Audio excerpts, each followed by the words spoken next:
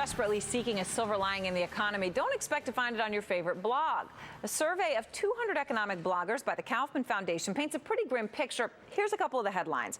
Bloggers are the most pessimistic about the U.S. economy than they've been since Kaufman began tracking them a year ago. And probably the most surprising result, it seemed to us, nearly 40% of respondents said the stimulus had no or negative effects on unemployment.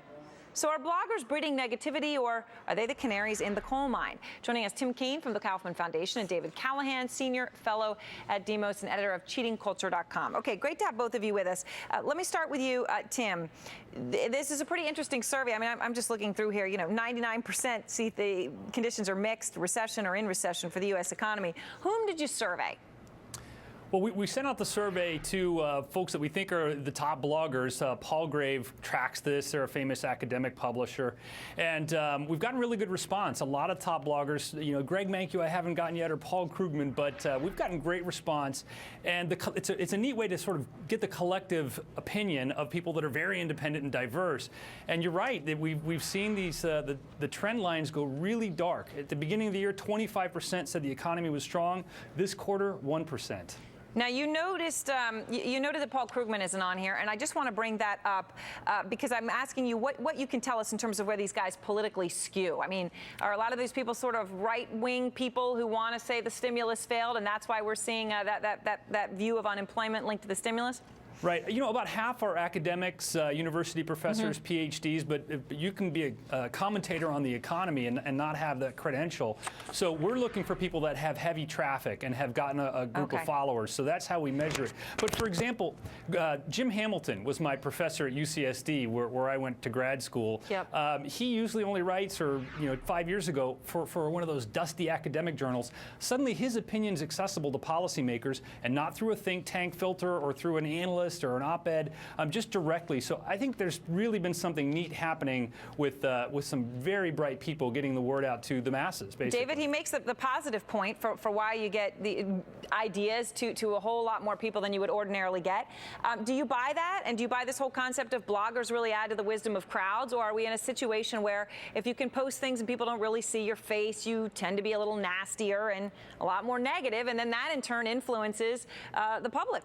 Well, there's pluses and minuses. It's great to have some of these academics who are entering the debate. On the other hand, there are a lot of bloggers out there who don't have strong economic credentials, who are in the debate, and they're not particularly accountable. A lot of them, nobody is fact-checking them. There's no editor who's looking over their shoulder saying, oh, hey, wait a minute, is that right? And there's a real premium in this business for taking a more extremist view. You don't get page views in blogging by kind of being mild and fact-based. You get page views by taking a more assertive view, a more edgy view, and really trying to be out there. Tim, how do you respond to that? Because there is something to be said for that, and people who are on the web tend to gravitate towards somebody who's writing something kind of along the lines of where they are, either ideologically, politically, or frankly, politically.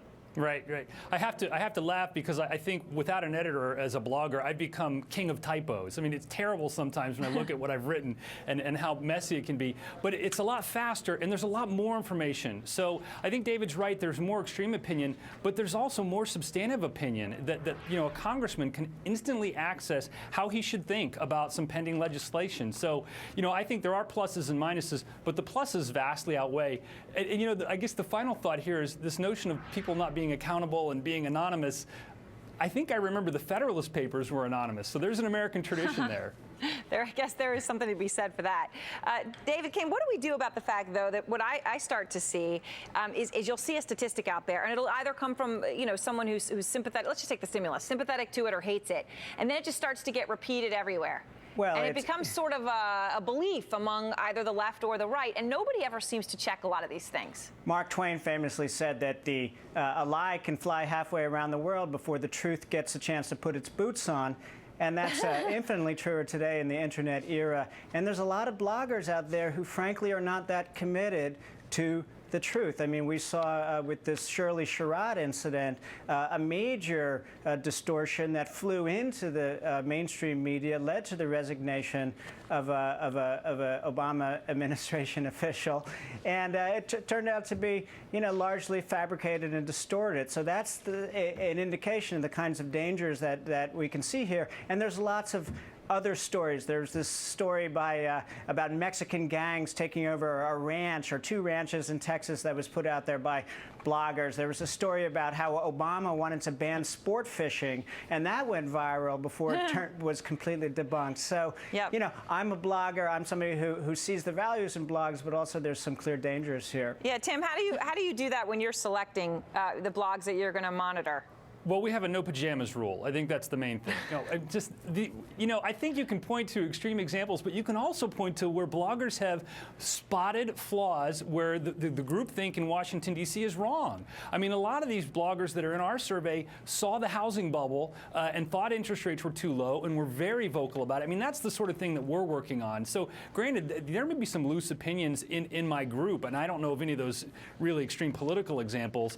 You could point to some bad ones, but I think we're able to pick up trends, and hopefully with this survey, pick up trends that you just, that the mainstream isn't catching. And I think you'll notice, like Ben Bernanke will probably admit he reads a few of these blogs because he respects these opinions that weren't even accessible to him in an efficient way before. All right. Well, gentlemen, thanks very much to both of you, and let's hope the best of this comes out, that we get the good influence and not, like sometimes television email tends to skew negative, those sorts of things that happen when people can be faceless. Thanks to both of you. And viewers, let us know what you think. Are bloggers a good or a bad thing for the economy, for policymakers? Do you like that Ben Bernanke may be reading blogs to make his decisions about quantitative easing, for example?